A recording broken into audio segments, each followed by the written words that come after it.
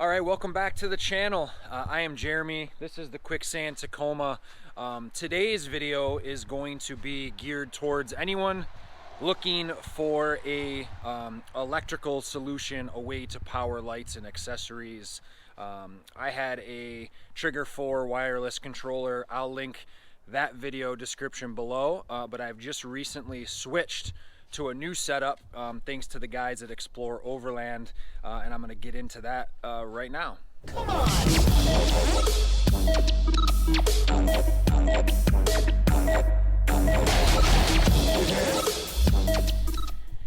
Don't forget to subscribe to the channel to stay tuned for some of the other stuff that's upcoming. We appreciate the support. Don't forget to drop a comment if you have any questions or something that I missed or something that you're curious about.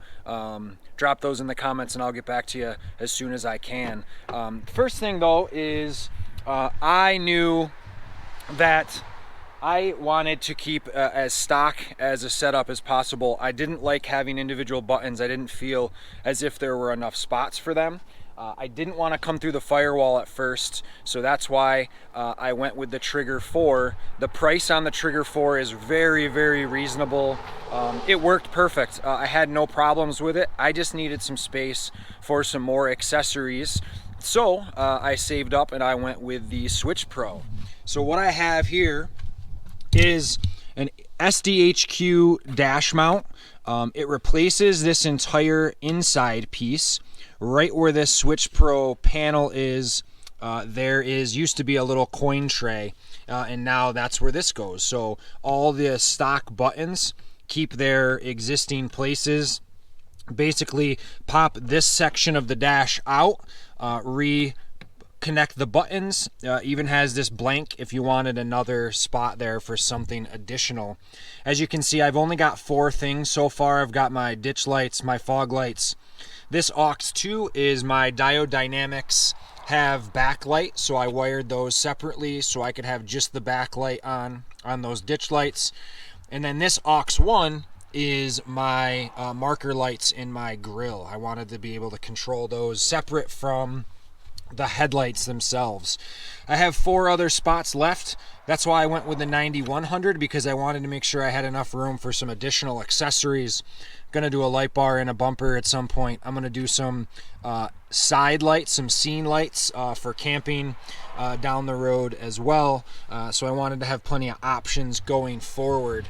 As you can see, truck's a little dirty, but it is a really, really slick setup. Again, it's SDHQ, purchased directly from them online.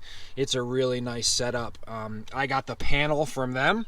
I then got the Switchpro from Explore Overland, and I'll link all that stuff below. Next, let's go under the hood and show you how the rest of that is set up. So after quite a bit of research and looking at different videos online and things like that, I decided to go with the Powertray setup. This Powertray came with all of the different mounting in the Blue Sea items and things like that. It hooks two bolts underneath there, which it's really difficult to see, and then there's a stabilizing bar right here that just helps stabilize it. And as you can see, it's really on there really, really, really well. Will over at Explore Overland did the wiring. Now you can't really see because it's the Switchpro here is facing the opposite direction on this mount, but he was a magician. He wired it all up amazingly. It's all neat, and that is one of the best things about getting the Powertray set up with the Best Bar and the Blue Sea products is you're able to keep everything really nice and neat, and you don't have to worry about wires. That's one thing that I am not super talented at, is the wiring, and so I was glad that I was able to get them over at Explore Overland to help me with that as well. It looks fairly stock. It doesn't take up a lot of room. They do recommend that you mount the Switchpro vertically so any moisture can run out. SDHQ also makes a mount that mounts it over here. You don't have to have the bus bar, you don't have to have that extra stuff. We just liked it for the ease of install and for how neat and clean it looked when it was done. So that is pretty much the setup. Like I said, I have some room to expand to some later accessories. No matter what I get wired or what I hook up, I can do it nice and neat. It's going to be really super simple to hook those up now. And we kind of maintained the stock look under on the dash with that SDHQ panel there.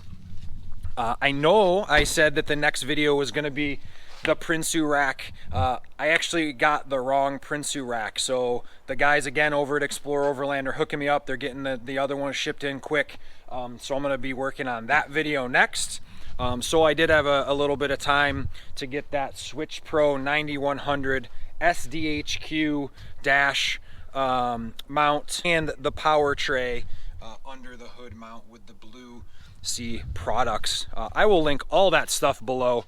There are a variety of other options. I did some research on YouTube and just searching the internet, and I found that this was the setup that was going to fit my needs the best, so that's what I went with. Probably could do it maybe a little bit cheaper, but like I said, this is what I wanted. It allowed me to expand, and I kind of wanted to do it the right way this time so I'd be set up for the future. Again, thanks for tuning into the channel. Please subscribe if you like anything that you're seeing. Check out some of the other videos, and don't hesitate to leave a comment or ask a question below. Again, we'll see you next time. We're adding the Prinsu to the topper. I'm excited about getting that done. Stay tuned for that video coming up real soon. Leave a message or drop a comment if there's a video of anything else you'd like to see. Maybe something I've missed or something you're interested in on the truck, and I'll answer that for you or make a video for you real quick. Thanks, guys.